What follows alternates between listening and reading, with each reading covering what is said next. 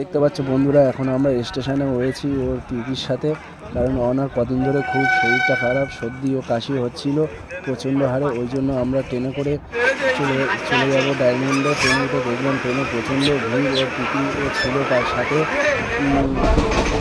দেখতে গেলে বন্ধুরা, ওনার কোনো ঝামেলা নেই, কোথাও গেলেও একটুও কাঁদে না, কারণ ও ট্রাভেল করতে খুব ভালোবাসে। আর অবশ্যই ডায়মন্ডে আমরা নেমে গিয়েছি। এমবাজারের সামনে গিয়ে দেখলাম টোটো নেই, লাস্টে ভ্যানে করে আমরা চলে এলাম ডাক্তারখানায়।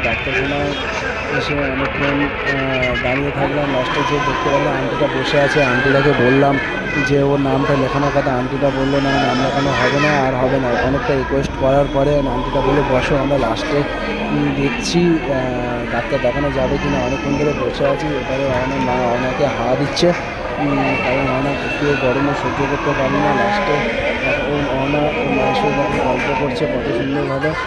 এতটা গরম পড়েছে, লাস্টে অনা দেখেছে জামা প্যান্ট খুলে দিয়ে ওর মায়ের সাথে নিচে গিয়ে পাখার তলায় বসেছে। অবশ্যই ডাক্তার দেখিয়ে আমরা বাড়ি আসার উদ্দেশ্যে এখন আমরা আছি ট্রেনে, প্রায় 1 ঘন্টা থেকে ট্রেনে আছি।